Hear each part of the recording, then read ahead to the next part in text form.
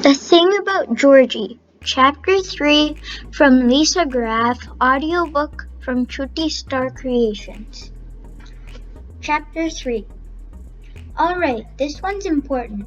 I want you to measure some things. First, you need to find a tape measure, and a ruler should work too. Okay, are you ready? Good, because I have a list for you. You have to fill in all the blanks. The distance from the floor to the doorknob on my bedroom door, blank inches. My light switch, blank inches. The edge of my windowsill, blank inches. The faucet on my bathroom sink, blank inches. The kitchen table, blank inches. The freezer door, blank inches. Don't put the tape measure away yet, because I need you to measure one thing yourself. Just stand against a wall and have someone mark your height with a pencil. You probably want to do it pretty lightly since I don't want you to get in trouble for writing on the walls. That happened to me one time. So, how tall are you? The distance from the floor to the top of my head, blank inches. Now make one other mark on the wall exactly 42 inches off the ground. That's how tall Georgie is. Look at that list again. Would Georgie have to stand on his tiptoes to see out your bedroom window? How easy would it be for him to brush your teeth at your bathroom sink? Would he need to pull over a chair if you wanted to get some ice cream out of your freezer? I think you should keep all that in your mind. When Mrs. Moretti dropped Georgie off at home, his mom was giving a piano lesson, so he had to give her a quick hug and then went to his room. He pushed up on the lever attached to his light switch, dumped his backpack on the floor, and jumped up the set of wooden steps to plop on his bed. He lay on his back with his hands behind his head, trying to decide on the best way to spend his money. If he got his parents nice presents, like maybe a really great tie for his dad to wear to concerts, and some perfume or something for his mom, they'd probably like it a lot and think he was the greatest son on the whole planet. But he'd have a lot less money to spend on comic books. Maybe he should get them one thing together. They'd probably like it just as much, and it would be cheaper too. He just had to decide what. While he thought, Georgie stared at his walls. Before he was born, Georgie's parents had fixed up his room, doing what many parents do when they prepare for a new baby. They painted the walls a calm shade of blue, put up brand new curtains, and bought all new furniture. Of course, afterward, when they realized that Georgie wasn't just like other parents' kids, that he wasn't growing the way he was supposed to, they had to change things around a bit. They added levers on the light switches and bought a special low desk and a dresser just for him. But the poem stayed the same. Georgie's parents had written the poem themselves. They said that they worked on it for days before they even started painting, making sure every line was perfect. The poem was written at the very top of the wall in curving lines right near the ceiling, and it wove all around the room. Georgie had read it so many times that he had the whole thing memorized. Where's that fellow with the cello? Where's the czar who plays guitar? Where's the harpist who looks the sharpest? We must find out where they are. Are you the nimble with the cymbal? Do you like to play trombone? Grab your trumpet, grab your tuba. You can bring your xylophone. Choose the instrument that suits you. Pack your things and come along. Everyone is waiting for you. Only you complete our song. His parents have even painted little pictures to go with it around the waves of the words. There was a miniature tuba and a small brown cello. On lazy Saturday mornings when Georgie was awake but not quite ready to get out of bed, he would lie with his covers snuggled up to his chin and read the poem over and over, trying to think of rhymes of his own.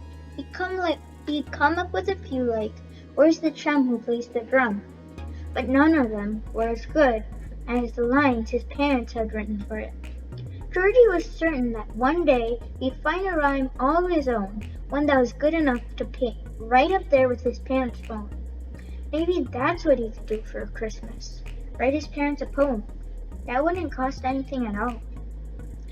All at once, Georgie noticed that out in the living room, the clunky notes of the piano lesson had stopped, and there was a new sound drifting in, the sound of his parents tuning up. Georgie leaped out of bed to go listen. The thing about Georgie's parents was that they were musicians, real professional musicians, in a symphony orchestra. They had been since Georgie was born, so he'd always been surrounded by music his whole life. His mom always liked to say that when he was a baby and the doctor asked what she was feeding him, she replied, Mozart, Vivaldi, and strained carrots. It wasn't like Georgie was some sort of classical music geek, though. He knew about all the latest bands and whose hair was cool now, and what the lead singer of Trepidations's favorite kind of Pop-Tart was. He just happened to like classical music too. Andy didn't. Not at all. In fact, Andy had been to only one concert with Georgie. And after that, he said that he'd rather eat his Nana's chicken neck special for a week straight than be bored out of his mind like that again. He said it would be cooler if Georgie's parents became rock stars. Well, maybe so. But as Georgie snuggled into the corner of the couch with a blanket wrapped around him and listened to his parents begin to practice, he just couldn't help thinking that things were nice just the way they were. If Georgie were an artist, if he didn't have stubby little fingers, that is, and could hold his pencil like any other regular person and make it move wherever he wanted to, he knew exactly what he would get for his parents for Christmas. He would draw a picture, a really beautiful one, of his mom and dad playing their instruments. Close his eyes and pretend for a second that he was an artist. In his mind, he made his hand trace out the lines what he would draw exactly the way he wanted them. He started sketching his mom first. He drew her sitting down, tall and elegant, neck stretched out proudly, her giant harp standing even taller in front of her. He carefully traced her long arm as it reached out to pluck a string he hadn't drawn yet.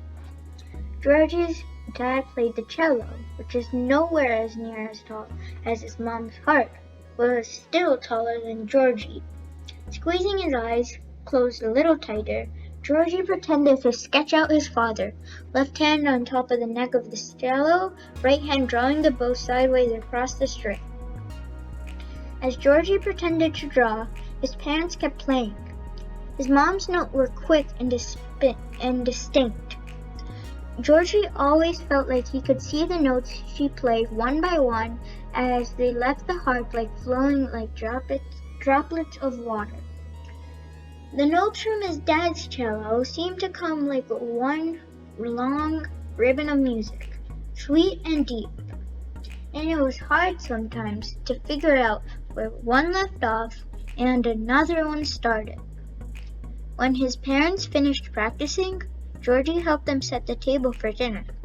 So, his mom asked, "How was school today?" Georgie shrugged as he set a plate on the table. "Good," he said. "Anything exciting happen?" Georgie tried to think as he folded napkins.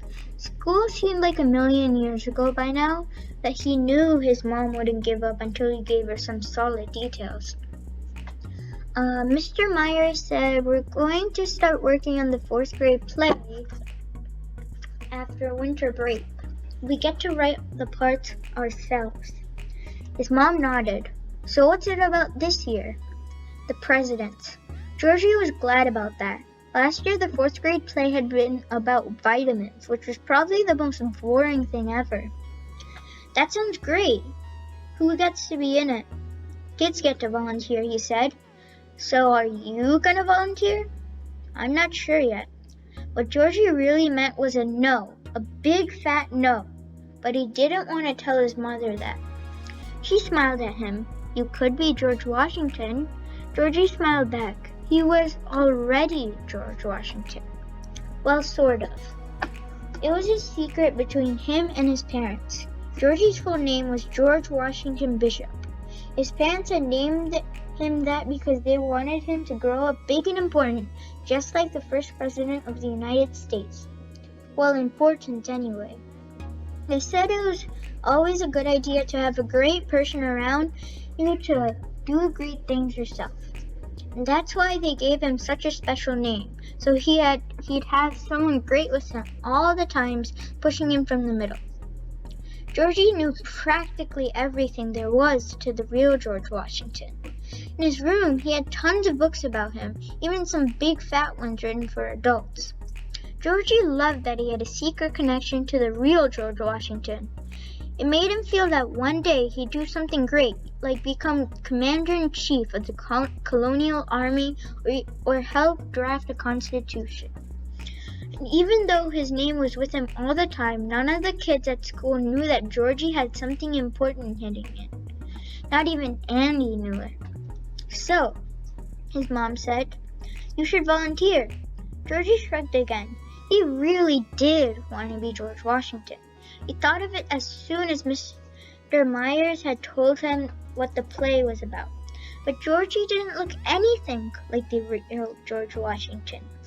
Not at all, because the real George Washington hadn't been born with a big head, stuck out forehead, arms that barely reached his waist, and legs that bowed at the knees.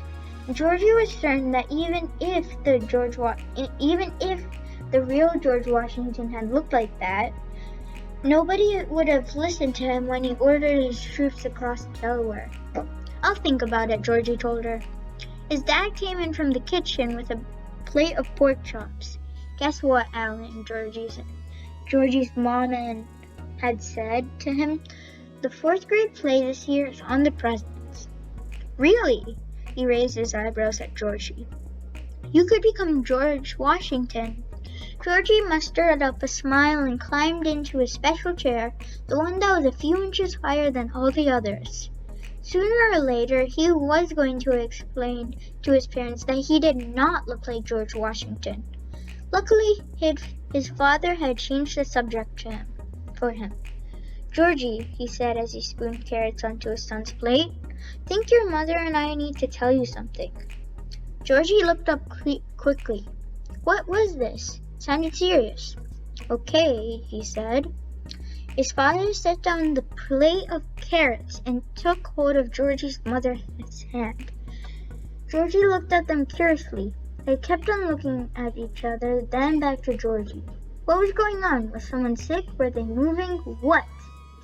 "Well," his dad said, "what we wanted to tell you is..." He cleared his throat and glanced at Georgie's mom again. Georgie held his breath and hoped for the best. "Georgie," his dad said, "you're going to become a big brother." Georgie's chin dropped. That's the end of chapter 3. If you were wondering, we will do the next chapter earlier. We did do it a bit. We took a while to do this chapter since we were working on other videos. So if you're seeing this right now up to this point, we will try to finish the next chapter faster. This was the end of chapter 3, and this was made from ChuttiStar Creations.